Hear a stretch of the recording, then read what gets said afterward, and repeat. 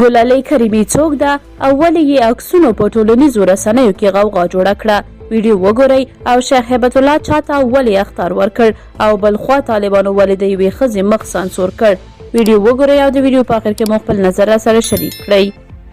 کومه ټولنه کې چې افراط او تفریط را پیدا شي هغه ټولنه ښه طرف ته نه ځي، ځکه که څه هم افغانستان کې تفریط شروع شوی دی خو له افغانستان څخه بعضې وتلي خلکو بیا افراط ته مخه کړې ده. دا جنۍ ګلالۍ کریمي نومیږي. هغې مخکې په شمشاد تلویزیون کې کار کولو.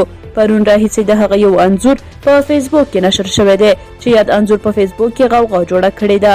ډېر خلک هغه ته بدرد وایي او کنځل ورته کوي چې هغې ولې داسې نامناسب لباس اچولی دی، خو بلخوا بعضې خلک وایي چې که د خپل هیواد کې کار ته پرېښودل شوی وای، ډېر بندیزونه نه وای، نو دا او همدې ته ورته نورې نجونې نه مجبوره کېدلې چې خارج ته ولاړې شي.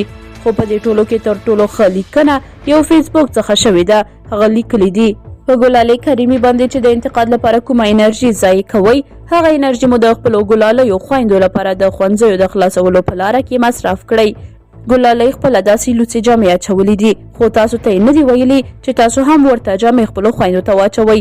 مطلب خپل فکر په تا نه تحمیلوي، خو دلته داسې خلک شته دي چې هم یې خپل فکر در باندې منلی دی، هم یې درته خویندې او لوڼه له زده کړو راګرځولي دي.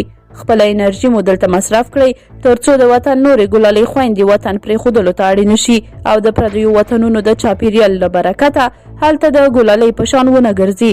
بلخوا په دې وروستیو کې د خبریالانو د ملاتړ یو مرکز اعلان کړی چې د طالبانو د بهرنیو چارو وزیر د رسنیو له مسؤلینو سره په خبرو کې خبرداری ورکړی که ښځینه خبریالانې په تلویزیون کې د راڅرګندېدو پر مهال خپل مخونه پټ نه کړي، ښایي د دغې ډلې مشرتابه به د تل لپاره په رسنیو کې د ښځو پر کار بندیز ولګوي.